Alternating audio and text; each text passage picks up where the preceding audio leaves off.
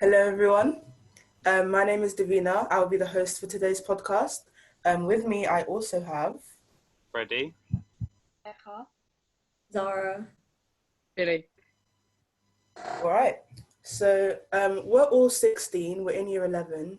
We go to the same school, and we've all just noticed that, like, in our school and in our society in general, racism is a lot more prevalent than people tend to think.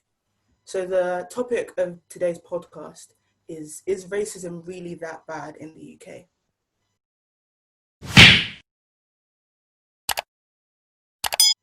So the US has served as the center for racial equality activism ever since the death of George Floyd forced us to acknowledge the reality of racism in America. However, we think that the UK is arguably worse because it's just as prevalent, but it's even more covert. How have you guys' personal relationships with racism? But basically, I remember in primary school, we had these like dancing lessons for PE, and it was like Indian dancing. But like the whole like few months spent, it was literally just like changing the light bulb, which is fine. I guess it's like a move. But then like for ages after that, you get kids just being like, oh, I'm like Indian dancing, like, and then just making sounds, and then just doing that one movement over and over again. I don't know, it just really irritated me, and it's stuff like that. Then also, like use of like henna, which is fine, like when they're doing it at school fairs and stuff. But I feel as though it's used like there's been quite a normalization of just henna as sort of like a design instead of the fact that people realizing it's actually a cultural thing. Yeah. That's always bothered me, but I've never actually seen anyone else say that. So I don't know if it's just it bothers me. But I don't know, it's not just like a temporary tattoo. It's actually something that people use like at weddings or like festivals and stuff. I mean, I know that personally when I was in primary school, like literally every fair, I would always be like, Mom, I really need to get henna. It just looks really cool. But for all the times that like I actually got henna, I still have no idea like what the cultural meaning behind it is. And I feel like that is something that now I've gotten older, I've gotten more interested in.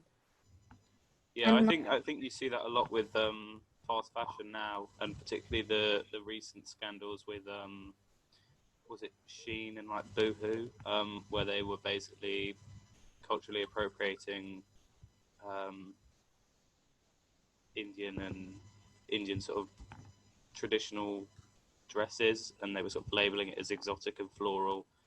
Um, and so I think it's sort of normalized a lot, sort of basically take culture without sort of crediting, and I mean that is cultural appropriation. There's very little cultural appreciation at the moment in society, but I think we've changed from racism being, it was much more normalized even 10 years ago. So you had the classic sort of East Asian eye joke, but I think now that's become less common, I would hope, but maybe that's just sort of age difference where now that we're older, we don't sort of make those jokes anymore. But I think we've started now to begin calling out racism where we see it. Yeah, I think that might be due to us like just maturing. And it might just be If we were still like in year 7 or something, it still might just be a thing, but we just don't know about it and we don't know we're meant to call it out.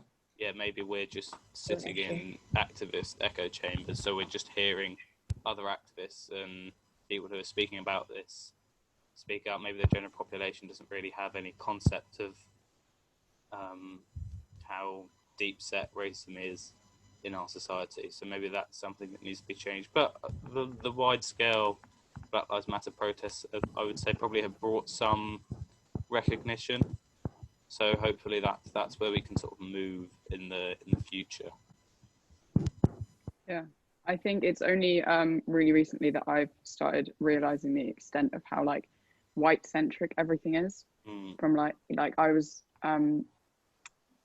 I've been trying to like read posts and stuff, and I was reading about like even just plasters, they're always in sort of white and really pale skin tones. And like in primary school, when you say like past the skin color crayon, it's always like a sort of like light pink color, and it's everything is so whitewashed and so white centric, but I never thought about it. Yeah. Well, I mean, But, yeah. the other day about the Shane topic, them using the cultural clothing and then selling it as like exotic. I had like a debate with someone about this because their argument was that, oh, they're just trying to merge cultures together. That really frustrated me. Like it was a full on like 2 hour argument, and they really couldn't comprehend the fact that it's not merging cultures, it's literally just them taking this style of dress, labeling it as something else, and then just not giving any credit to like the culture. But luckily, a lot of people saw the Shane scandal, and they like targeted them on Twitter and on Instagram, and they took all the stuff down. Yeah, I feel like the thing about cultural appropriation is that unless everyone's talking about it, it's hard to recognize if it's not your culture. Because even me, I remember when I would see examples of cultural appropriation against African cultures, I would be angry about it and I wouldn't know why. But I feel like it wasn't until I educated myself on what it actually is and why it's wrong. I can now recognize it for myself and like see it when it's being done against other cultures and call it out for being wrong. But I think equally, BAME people, they do have a understanding of racism and sort of the forms of racism much earlier in general than I would say white people, because the system as a whole is so focused on supporting white people. What we basically get is the general population not really having much of an idea. So whereas I think if you're black or brown, you've grown up in this culture and you can clearly see when it's being appropriated. I think for me, until I started doing some real education into these topics, I found it sort of I couldn't really see the difference. And I think that's basically what I'm saying. I think BAME people are much more culturally aware at an earlier age than say white people would be. I think. I don't know. I know what you mean. Because I feel like having been to a majority BAME primary school and then suddenly jumping into a majority white secondary school, I was so acutely aware of the fact that I didn't look like most people in that school.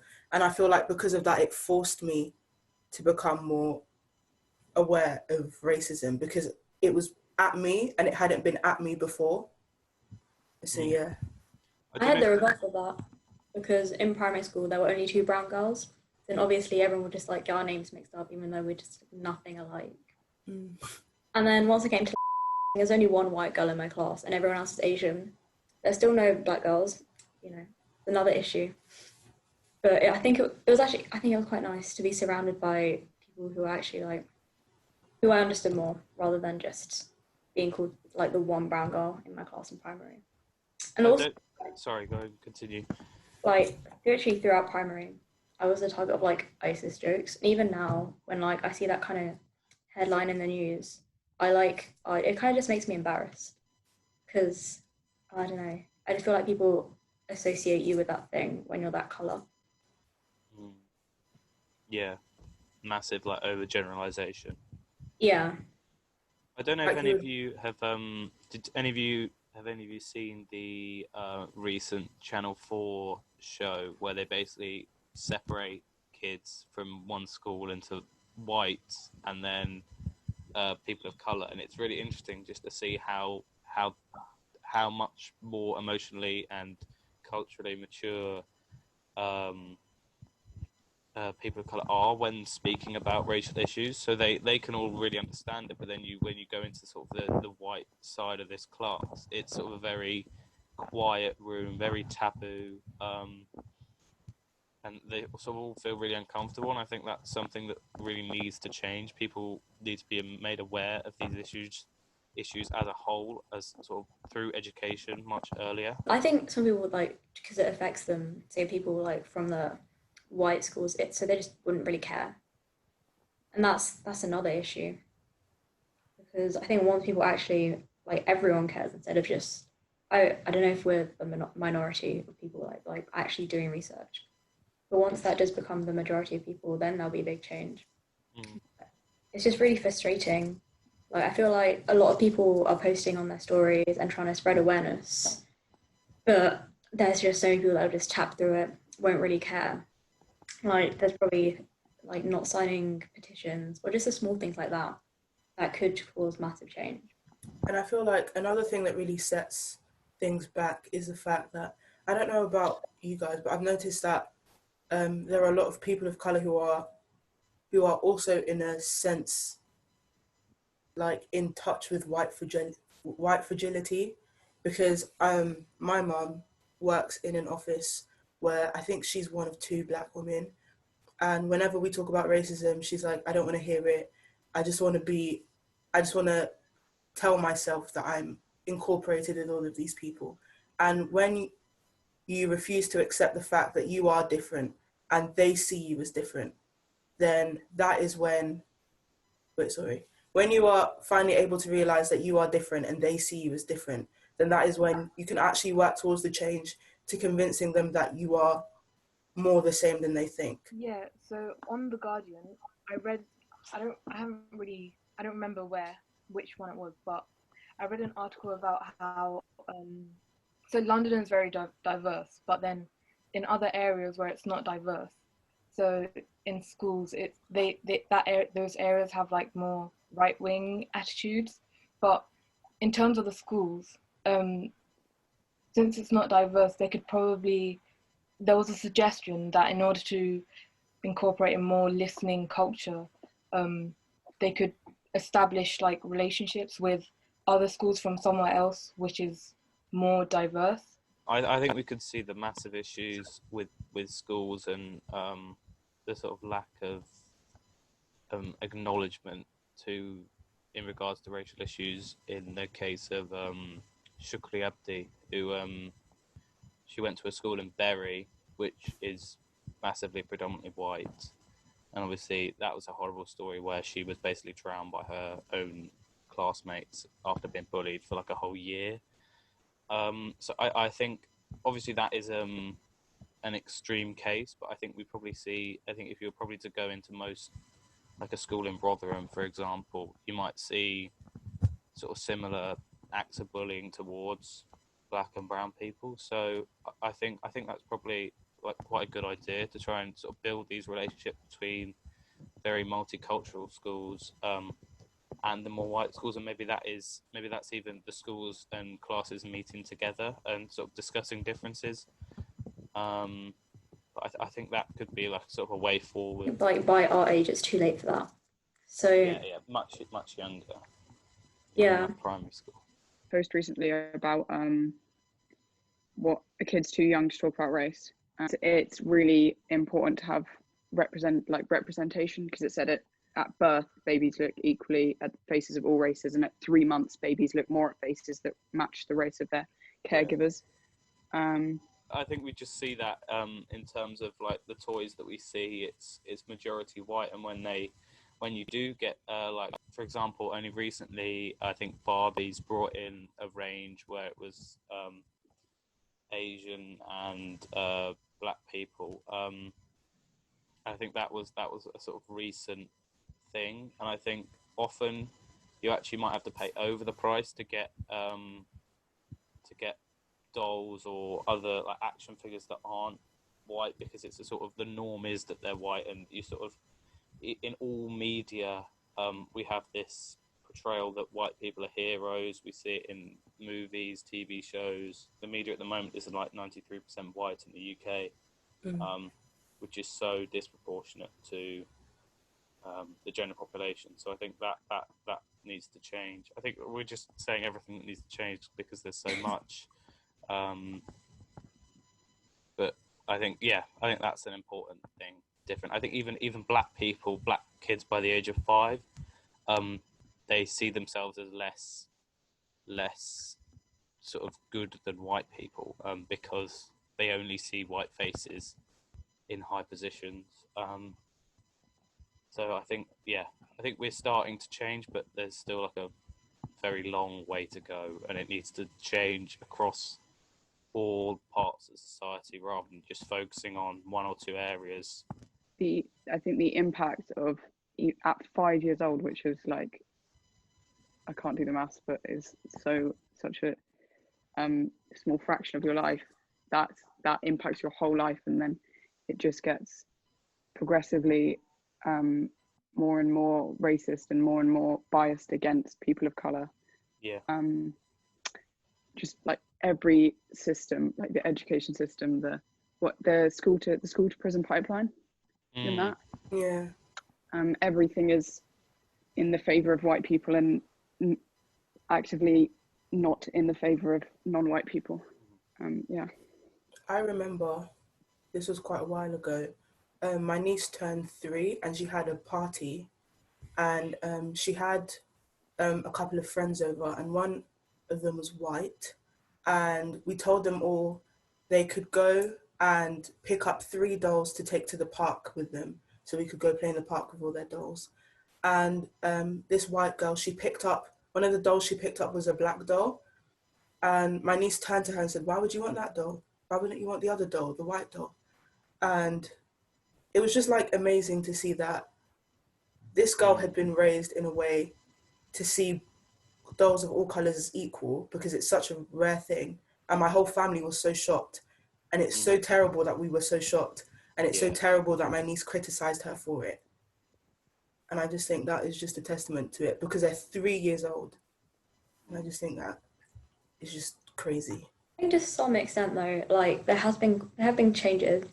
Like for example, with Disney movies, so like Moana or the Aladdin movies, those clearly show people of different cultures, and they've actually used like actors and actresses from those cultures, which is nice to see, because I never saw any sort of brown person like on screens, best like without being mocked for like the whole brown curry nerdy, that kind of thing. Yeah.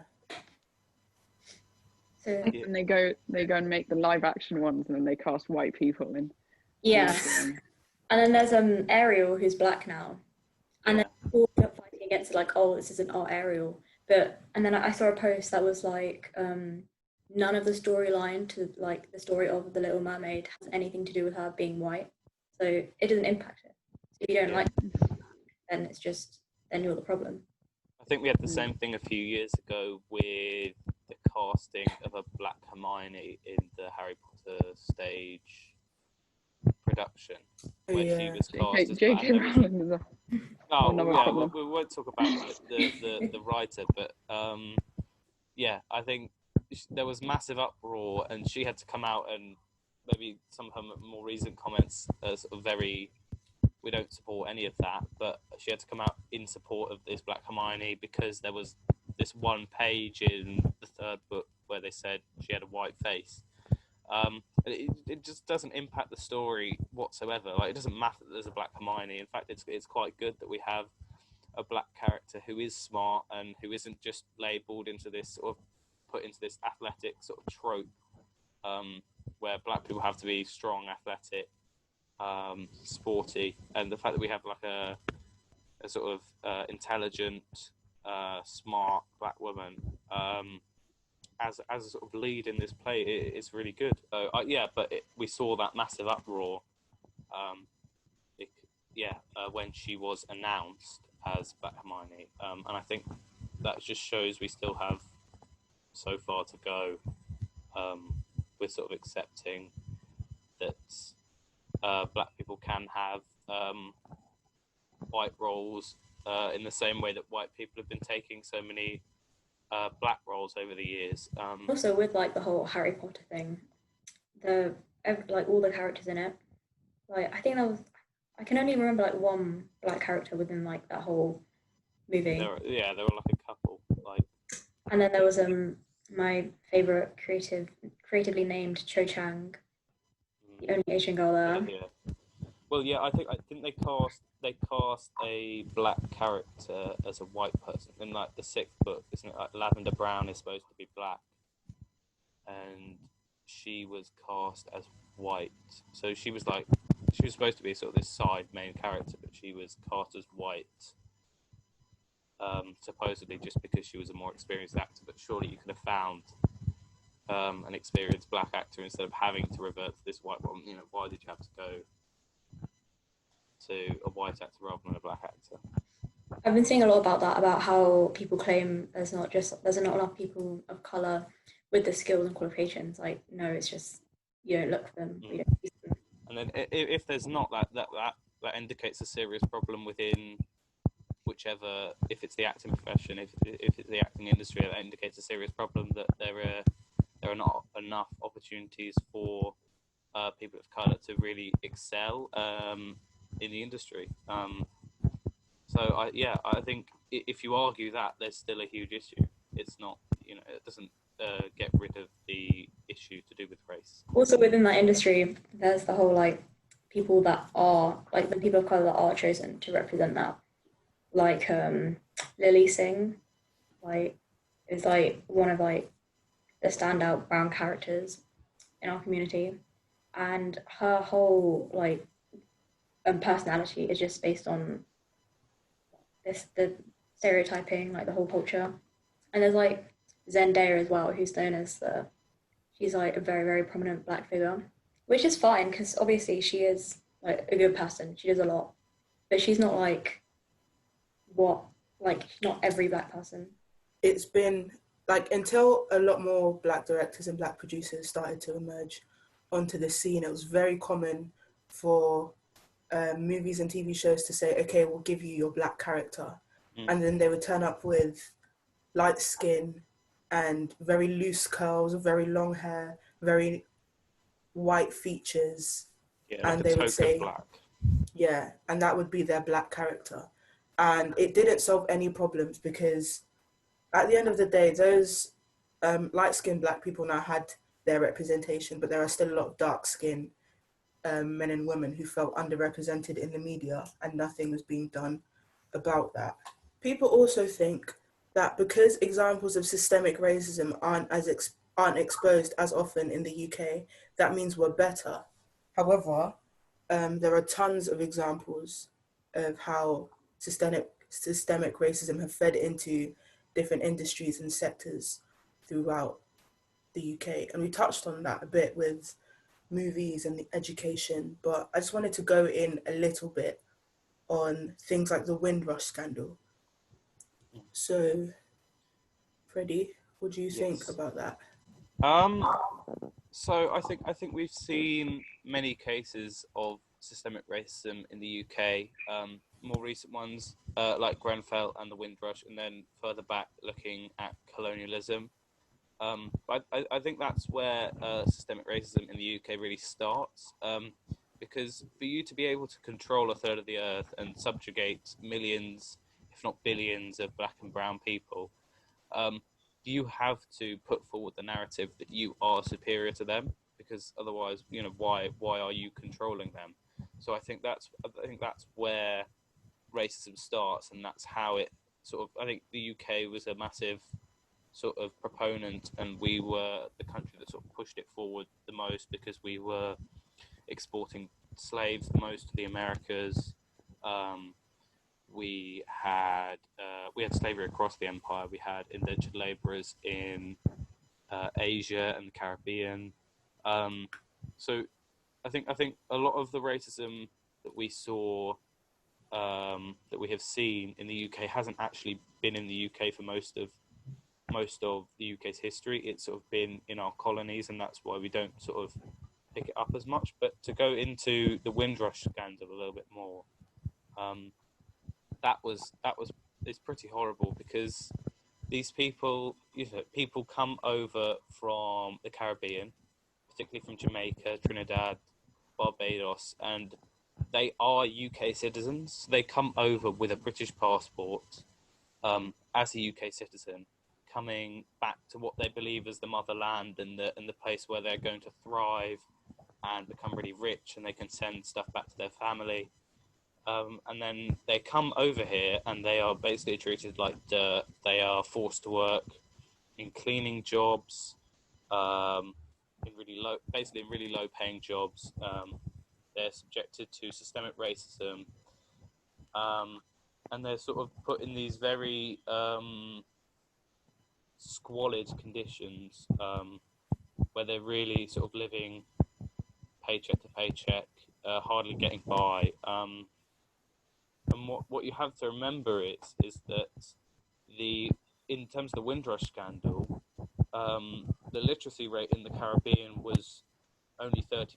So to be able to fill out the form, you had to have gone through the whole school process and probably on to university.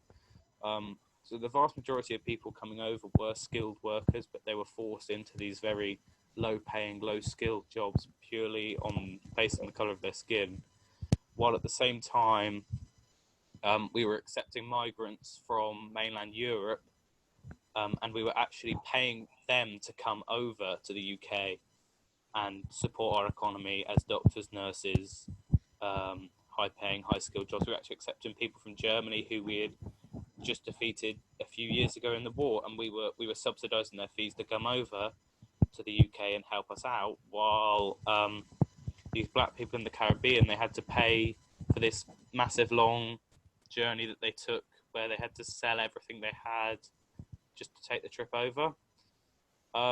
So it's one of the clearest examples in the UK where we can see systemic racism. And then more recently, the scandal was actually that a lot of them were getting deported because the UK government had basically had not kept proper record of their papers, and so they said, "You're undocumented. We're going to send you back home."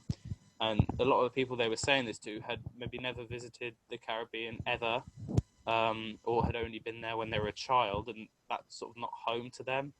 And they were sort of it was sort of policy that Theresa May put forward as Home Secretary, is deport them first, and then we'll sort of find out about it later, which is just a terrible way of controlling immigration. So yeah, I think that's probably one of the worst cases and the most widespread cases of systemic racism, and how we have mistreated black people, particularly in the last 100 years. But yeah, I think there are other cases like Grenfell, which I don't know if anyone else would like to touch on. About what was it? The policy. I forgot the name. The policy by May. Hostile environment policy. Yeah. The hostile environment policy. So where it's like deport them first, and then, well, that was about the immigration, like making it a place where immigrants would be less likely to want to stay.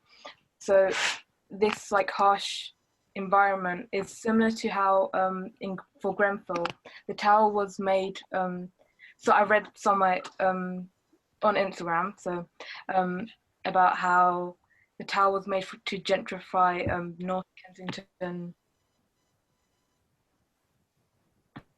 class people who are generally white, with little regards to the occupants who were working class, but also mostly BAME, but a mix. So it kind of links to how they don't show that much regard to BAME people.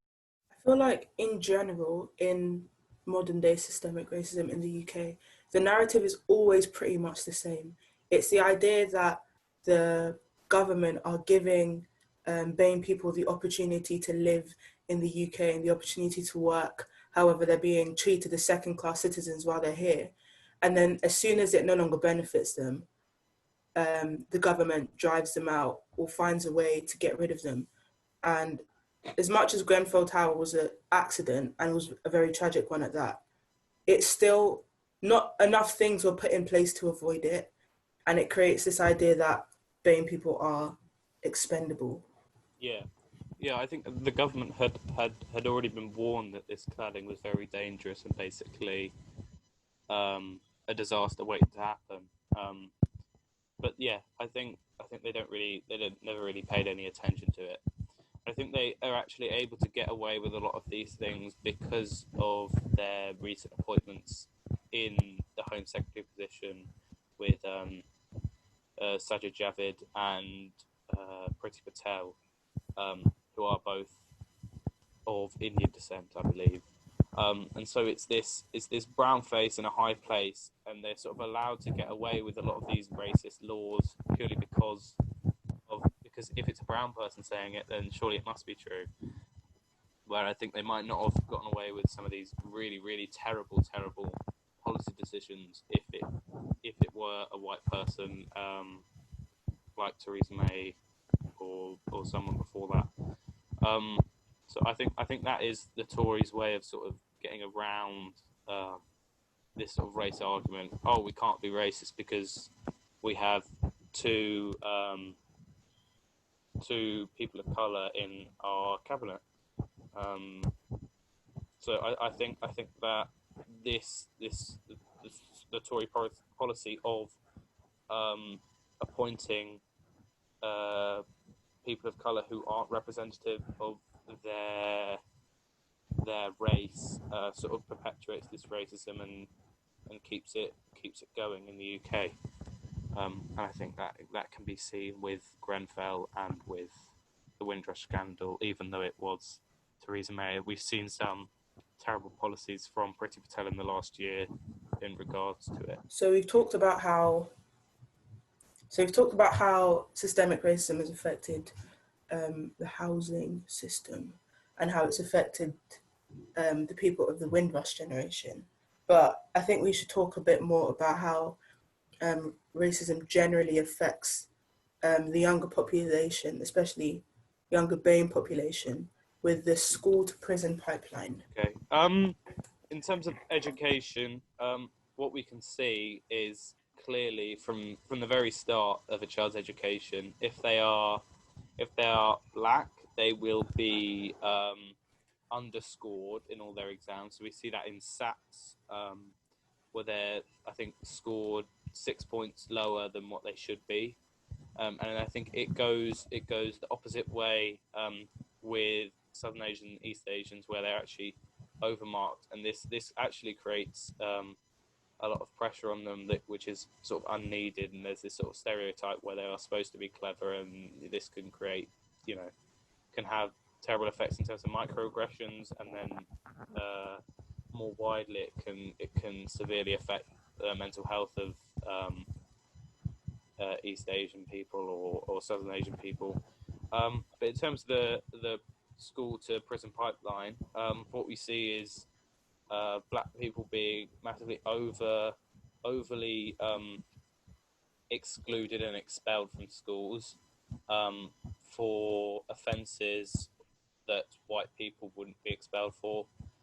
And what this creates is it leaves them basically with nothing to do during the day, and this sort of happens in much poorer communities generally. So what we'll see is they'll generally get picked up by the local gang, and this will then basically, once you've been expelled, your route is either you're getting out, luckily through music or sports, particularly football in black communities, particularly in London, or you basically you're on the path to prison. So I mean, I just posted a review about Akala's book, and he talked about this in detail, where basically this was the path that he was on, where despite him being incredibly clever and a straight A student, he ended up carrying a knife and had run-in with the police, and he was sort of on his way to prison, and it was only through his elders and his community leaders where he managed to get out of it, and the fact that he was quite lucky, where he was never really caught by the police with anything incriminating on him. But it's all too common among black students and in black communities and poor communities in general, that people will be excluded for things they shouldn't be excluded for, and it will basically just push them towards prison because they sort of have nowhere else to go than the gangs, because that's the only place where they can really make money if they dropped out of school before even complete their GCSEs, because they have no qualifications. I feel like with this whole thing, it's really scary because it can be seen like everywhere. Like I know that a friend of mine went to a private school, and he started in the private school in year 7 and was excluded after about 6 weeks because I think he was holding a comb. You know those combs with the sharp metal edges? Yeah. And it was seen as could potentially be a weapon. And he was excluded because a bunch of his classmates, white classmates, said that they felt threatened by him with that. And he was excluded, and he ended up in a different school where he was later excluded for a very similar situation, except this time he did get into a fight.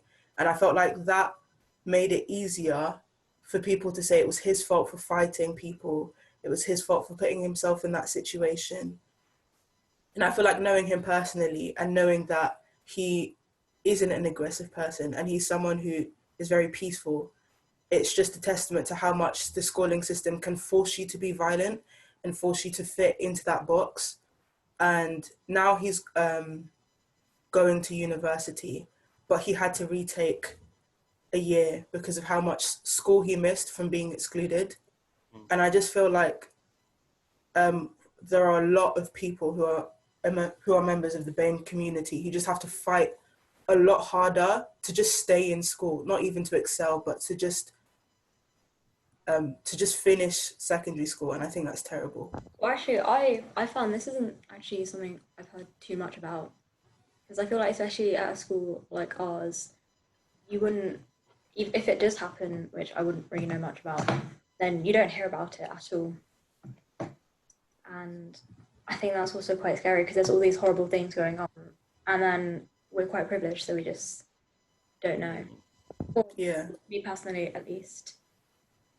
Yeah, I mean, I think this is sort of, it's not that the government don't know about this, because the Department of Education have already said that schools and the education system as a whole is institutionally racist. So they know that this is happening, but there's no real steps being taken to address this issue.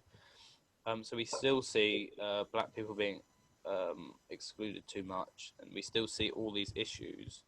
And even when we don't see these issues, for example, now black people whose parents have come from Africa and who are second generation immigrants or second generation migrants, or I should say, where they come from Nigeria or Ghana or Gambia or anywhere, they're actually now outperforming white people of the same class. And what we actually see in the media now is we see this rhetoric being pushed that now white people are being left behind, and white people are being they're underprivileged in the education system, and they're being discriminated against in the education system. And it just shows just how badly racist this country is, and how ignorant so many people are of the issues. And when the issue is flipped back on them, they can see it so clearly, but they can't see it. They just refuse to recognise it in so many other areas. I think you can see this in our school. I'm not sure. Well, especially in my class, we have one black person, and that black person is mixed. I don't think there's that many black people in our year group. So I guess it shows how, and obviously because you have to be of a certain intelligence to get into a school. Yeah, you have to take a test. Maybe all this to play into it. And I also noticed literally almost all the black people are in the same class, with like a few exceptions. It's almost like they do it on purpose, like not just that they're ignoring it, but that they're intentionally doing these things.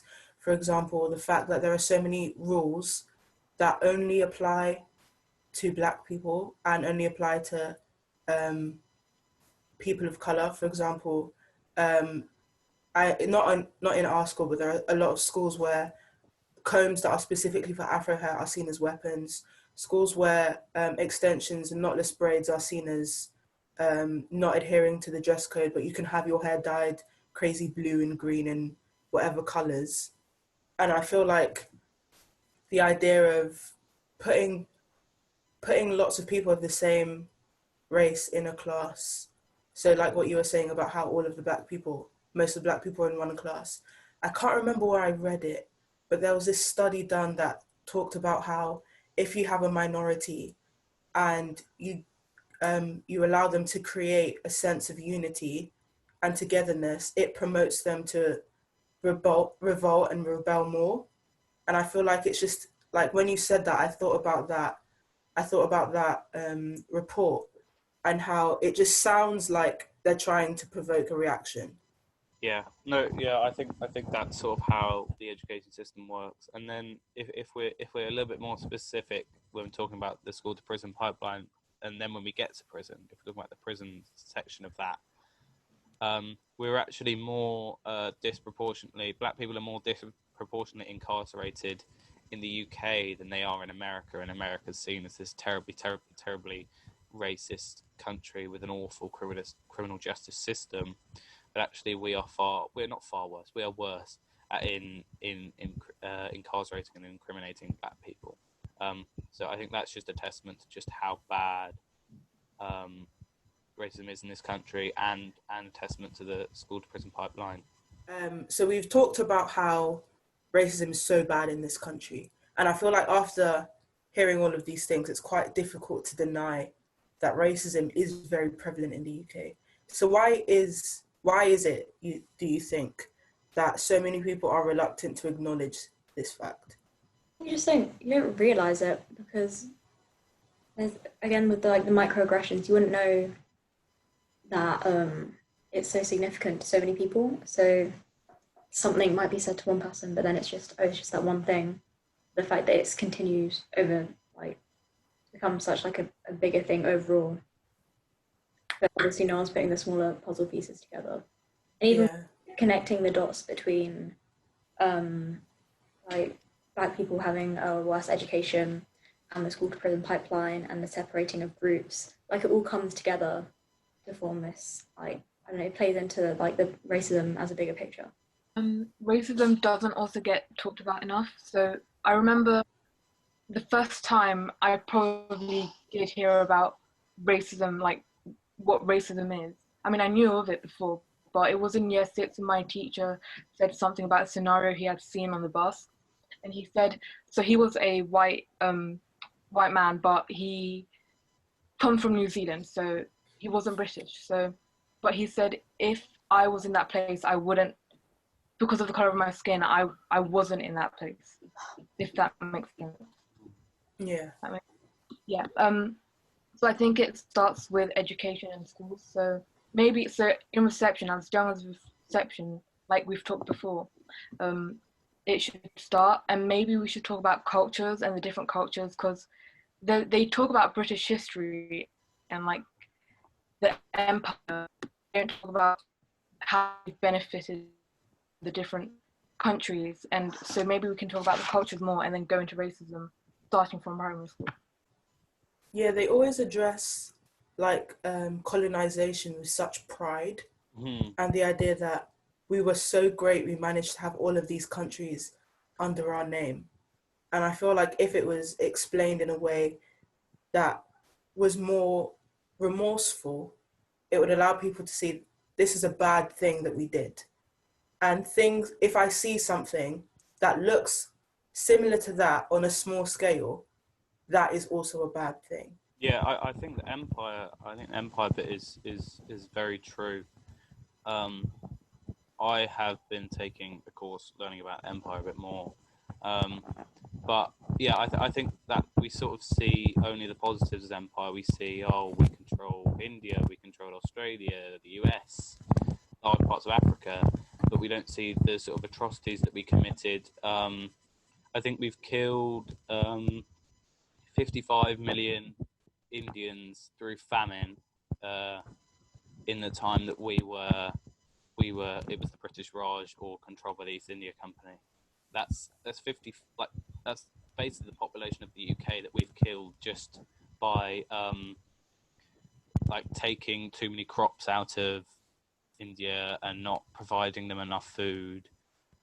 And that's horrible. And then we see similar things, well, not similar, but we see similar sort of examples of us taking resources from other countries in Southern Africa, where we took gold and diamonds, which created both of the Boer Wars there.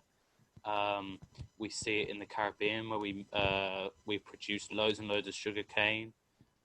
We see it in Ireland, where we basically created the Great Famine by taking stuff out and not giving enough stuff back, basically. So most Irish people didn't have any food and fled to America. And so basically before the Great Famine, I think there are more people in Ireland in the 1830s than there are now.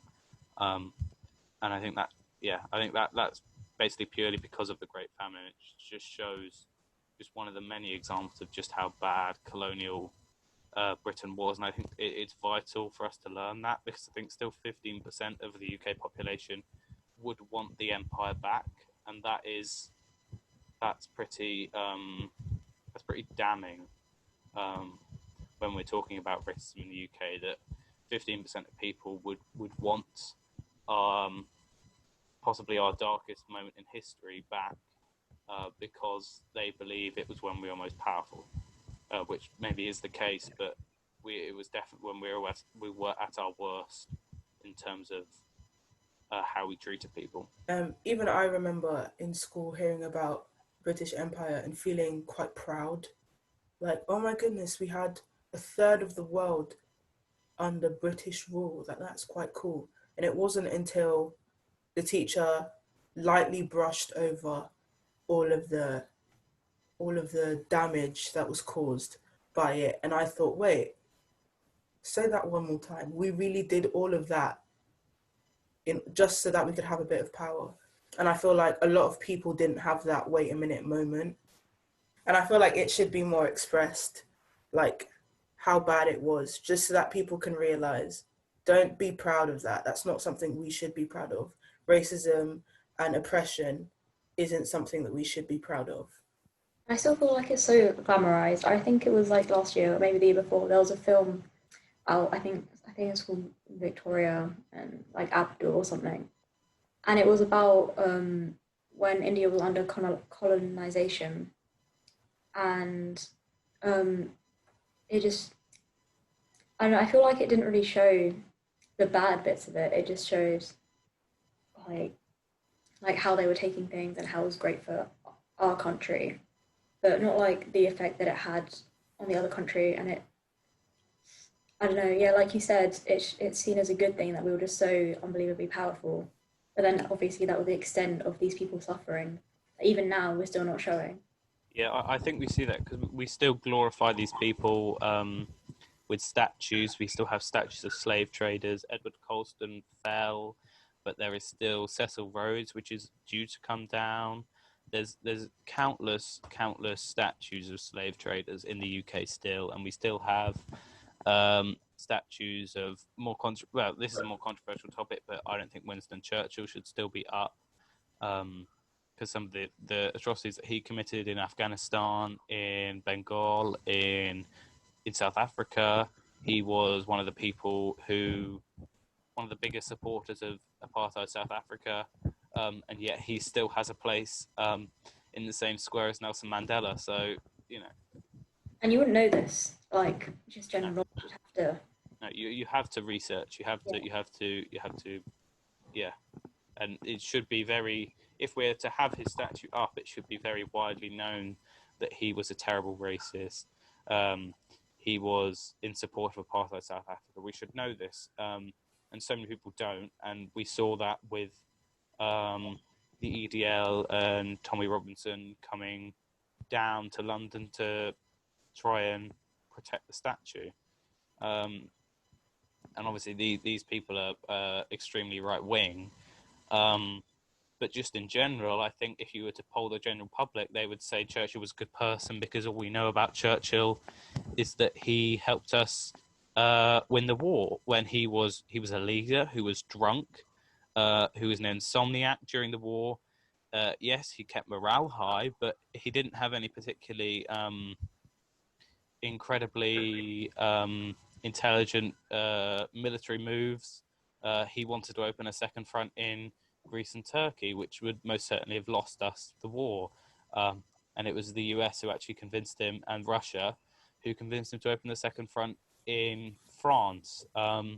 So it wasn't like he was an incredible military general or anything. He was just someone who helped boost morale. Yet we see him as this intrinsically good person, who's this sort of grandfather figure of the UK, and we don't recognise any of his faults or anything that he has ever done wrong.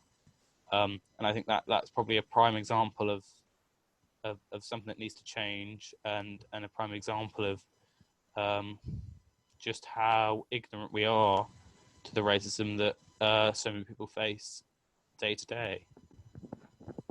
I feel like a really common counter argument when it comes to educating people on more things about how the UK was racist and how our idolized public historian figures were racist is that there isn't enough room in the education system, because if you think about it, the GCSE curriculum were taught it over the period of 2 years. But I feel like this is the kind of thing that we should know. And you explained it in such incredible detail in about 10 minutes. And I feel like that is just a testament to how we're so selective with what we choose to teach, and how the education system and so many other sectors in the UK strive to maintain this ignorance, because ignorance is bliss. And without this ignorance, you can't enforce racism. Because when you look at the facts, fundamentally, what racism is saying that people don't deserve the same rights that other people do simply because of the color of their skin. And I feel like when you allow people to tap into that and to understand what that really means, racism can't thrive in the way that it is thriving. On the course for British Empire, it had said late 19th century imperialists argued that whatever the sins might have been committed when the empire was established, it had been handed down to them as a sacred trust which they dare not breach.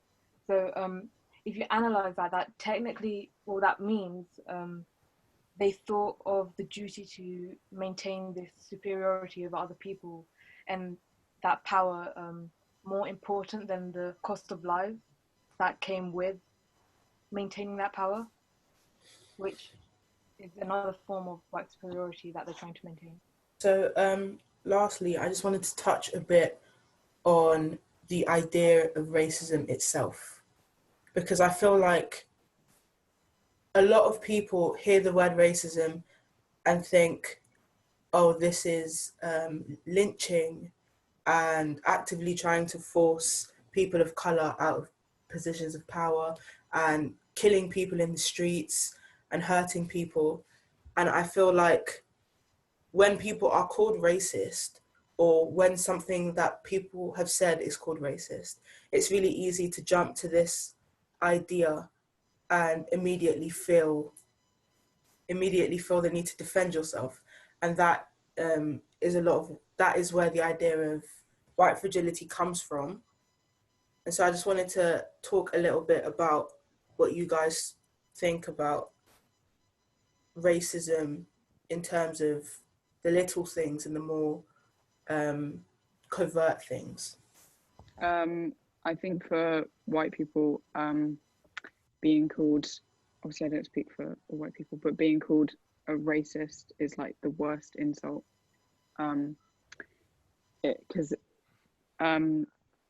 It's like if someone says that you're racist, some people it like connotes like the KKK, like really extreme forms of racism. But and I think that people, they get defensive because they're like, I'm like, you can't compare me to them, but you can have varying degrees of racism, and there is, I'm not saying this well, there's so much sort of lower level stuff just because we can't see it to be in the same scale as like the KKK. I think people don't realize and people don't see the low level stuff, and then when called a racist, they get really defensive, and it can be, you immediately try and excuse yourself from a comparison to extreme forms of racism, and then it sort of leads to white guilt, which is so unhelpful. Yeah, I think white guilt, it does have that role where white people do feel sorry for themselves, and then it prevents them from really taking any real steps to trying to combat racism. And I think we can see that with the white victim complex as well, where basically what that is that white people now feel that they are disadvantaged because of the very meager, minuscule things that have been done to try and help improve the lives of BAME people. So, for example, university schemes to try and get more black people into universities. Stormzy's scheme where he funds for 2 or 3 black people to go to Cambridge every year. And what you get, the white response is, oh, why don't you do that for underprivileged white kids? But, you know, it's not his position to do that. He's trying to help bring up the lives of underprivileged black and brown kids. And I think those sort of movements actually create even more than white guilt, actually create this sort of white anger towards black figureheads trying to support their black communities, and I think that's really quite dangerous. There's that Stormzy lyric, which is it's not anti-white, it's pro-black. Yeah. I feel like it's because the idea that they're trying to enforce is that the norm should be that white people have all the privilege and white people get all of these advantages, and that everyone else has to work harder. And I feel like the idea that everything remains normal scares them, because obviously if you've been given a leg up for 400 years, it's hard to imagine how you're going to live without that leg up. And they're just thinking, okay, so if there's 100 spots and black people used to get 2 of them and now they get 5 of them, that's 3 less opportunities that I get to have that spot. And I feel like it's important to realize that everybody deserves an equal opportunity. And if 13% of the UK is BAME, we should see 13% of people in university being BAME, 13% of people in the entertainment industry being BAME, 13% of people in politics being BAME, and that kind of thing. And we're not asking for 50% because we acknowledge that we are not 50% of the UK. We acknowledge that we are, at the end of the day, a minority, and we can't speak for white people, and therefore it's not fair for us to try to speak for white people. But we should at least get to speak for ourselves. I think even black people who are in positions of power have been treated really, really horribly. So, for example, Diane Abbott, who is my MP, I don't think she's a fantastic politician, but in her time as the Home Secretary, she was bombarded with sort of daily death threats. The media representation of her was just terrible. And I think we see that across the board. Raheem Sterling has consistently been put down by the media for years and years and years, anything he does. Stormzy the same. We see it across the board. And yeah, I think the media has a massive role to play in preventing us moving forward to being a much more equal society. I think at the end of all of this, having heard everything that's being put forward, we can conclude that racism in the UK is indeed that bad.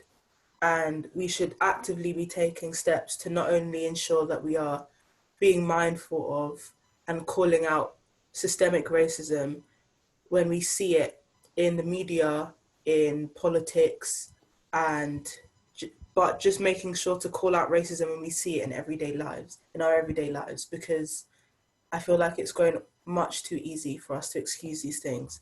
And that is what has created the idea that racism doesn't exist.